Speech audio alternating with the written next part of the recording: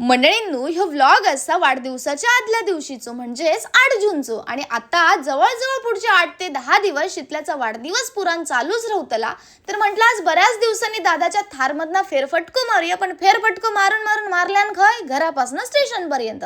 तर म्हणून दादान व्हायचा नाश्ता खाऊ घातल्यानंतर हापसलाय आणि आमच्या दादाक ना सगळ्यांचीच लय दया येता. आता ही ती 4 पोरगी येऊन पैसे मागत होती, त्यांका त्याच दुकानात घेऊन गेलो आणि त्यांका काय व्हया ना त्या खाऊ घातल्यान आणि म्हणणे 200 रुपयाचा बिल करून रिटर्न चाललो. आणि ती पोरगी सुद्धा आमची थार सोडून 2 कार पुढे जाऊन उभी राहिली. तर म्हणणे आता मी निघाले मरीन ड्राईव्हला आणि हय जाऊचा विषय असो की माझ्या जवळच्या माणसांका माहिती आहे की मी माझ्या वाढदिवसा दिवशी चूल कोंबड्यासारख्या घरातच असते. तर म्हणणे आता विषय असो झालो की माझा ह्यो मित्र 2 दिवसासाठी बाहेर गावी जाणार होतो आणि त्याचा म्हणणं असा होता की शितल्या वाढदिवसा दिवशी नाही पण निदान वाढदिवसाच्या आदल्या दिवशी तरी थोबाड दाखव.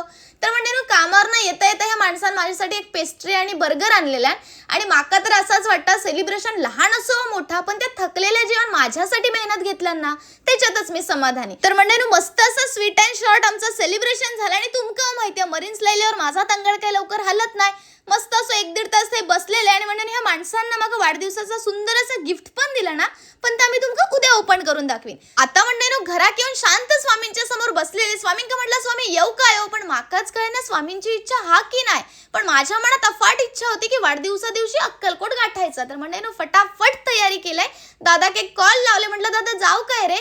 तर दादान पण म्हटलं जा पण लेकरं लवकर ये. तर म्हणणे आता मस्त देवाक दिवो लावलाय, देवाचा आशीर्वाद घेतलाय, स्वामींचा आशीर्वाद घेतलाय. म्हटलं लेकराक जसे नेतास ना तसेच सुखरूप घरी घेऊन येवा. तर म्हणणे आता निघालाय. बोला श्री स्वामी समर्थ.